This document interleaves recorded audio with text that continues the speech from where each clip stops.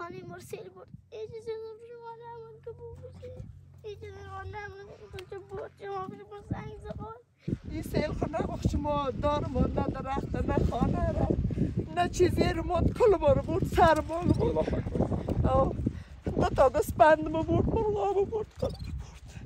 دوستانو په دغه واوره کې کورنۍ په دغه خیمو کې اوسېږي. څومره دردونکی حالت لري د دې مور څخه بیا واورو. سلام علیکم مادر جان.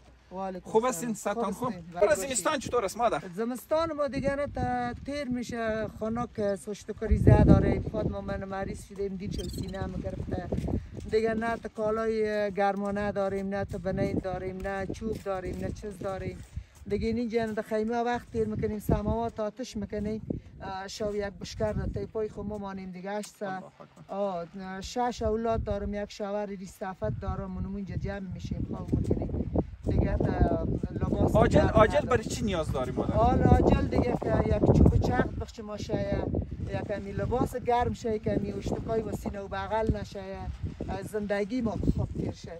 این سیل خو نبخش ما دارم و نه درخت نه خانه را نه چیزی رو ما کل ما رو برد سر ما رو برد نه تا گسپند ما برد مرغا ما برد کل برد. سیل که آمد کلگی چیزایی تانا برد؟ کل چیزی هایی برد. هیچ چیز نمانده برد.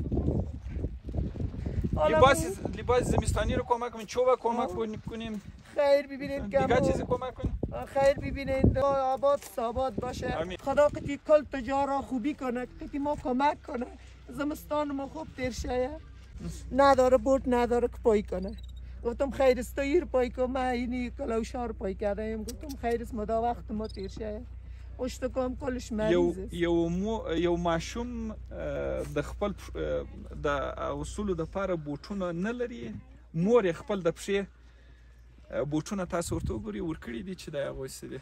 سبحان الله مور د الله سبحانه وتعالی څومره یو غټ نعمت دی. صحیح است مادر جان با امان خدا من انشالله کوشش میکنم دم 2-3 روز انشالله زنده باشین یک چیز میکنم براتون با امان خدا. سلام منده نباشی بچه جور باشی. خوب هستی؟ خنک میخوری؟ چرا یک چیزی رو نپوشیدی بچه؟ خانه ما سیل برده هیچ چیز ما نمانده که بپوشیم کرتی ما رو کلش سیل برده هیچ چیز نداره که بپوشیم ده خیمه خانه کس دیروز که برف که کل خیمه ما چکید برف او وقت خانه ما سیل برد هیچ چیز شما نمانده که بپوشیم هیچ چیز ما نمانده که بود شما بشه سنگ زغال چوب بخاری یا بیاری که ما بپوشیم کرتی یا بیاری که ما بپوشیم دی خانه که برف سگ ما اینجا زندگی میکنیم دی برف خانه که حالا هیچ کس نداره چیز بپوشه کمپل یک دونه هیچ چیز نداره کمک چی بکنیم بر علی عجل برای چی نیاز داری بچه؟ اول بش کرتی سنگ زغال رو کار داریم این آرد روغن هیچ چیز نداره میان کلش کار داریم کلگی سیل برد؟ کل مار سیل برد هر چیز زدتا داشتیم کلش سیل علی هیچ چیزی برای پوشیدن نداری؟ نه دوستانو یو لحظه درد احساس کی په دغه واوره کې تاسو ورته وګورئ یو ماشومه په دغه رقم باندې یخ دغه کوي او د دې اوښکې د دې گرفتم ما دمی خانه که خواه میکنیم یخ ما خواه میکنیم اینجا اون کاکای ماستین شما چه کردین کمک میکنین شما چه کاکای ماستین شما خیر ببینین خدا فیستن.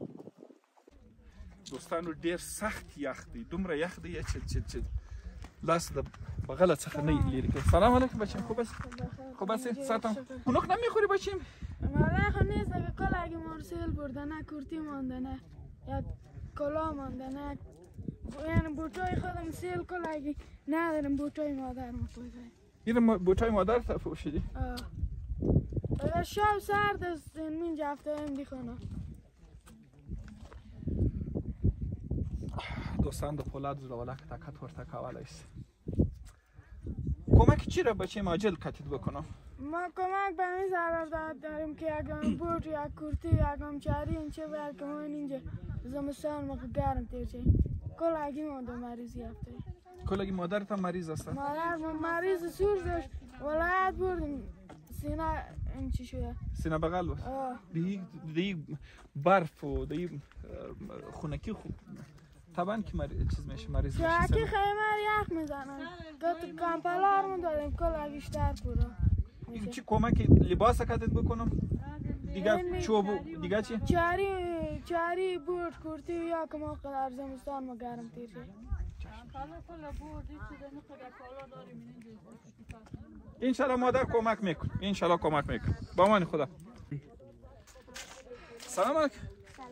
مادر نباش بچیم خوب هستین ساتون خوب کجاست مادر پدرت کجاست بچیم پدرم فندیگری میکنه مادرم 3 خار بیار ما کلینیک برده مریض است. مریض شده در کلینیک بستر است شما همینجا در این خیمه زندگی میکنین چطور است زمستان چطور است بچه زمستان خیلی سرد است ما نمیتونیم که به راحتی بشینیم خواب کنیم کلی که ما مریض شده چه پدرم فندیگری میکنه زیاد قصدار استیم ما میخوام که کم کمکت مشه مادرم هم در شبخانه بستر است زیاد مریض آلی چی کمک عاجل چی کمک چی رکاتت بکنم بچه عاجل کمک هم است که مخملیافت و شک و زغال و چیزا باید که ما گرم باشه آلی چیزی نداری که بپوشی؟ نه چی که وقت میشه که مادرت بستر است؟ 1 ماه که مادرم بستر است زیاد مریض است 1 ماه میشه که مادرت بستر است؟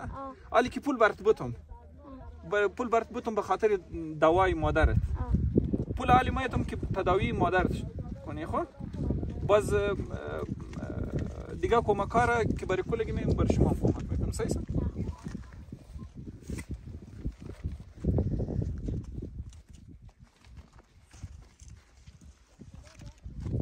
اینم برای مادر برای پدرت بگو که برای مادر دوا بگیره خوب بچه صحیح است؟ خوب با من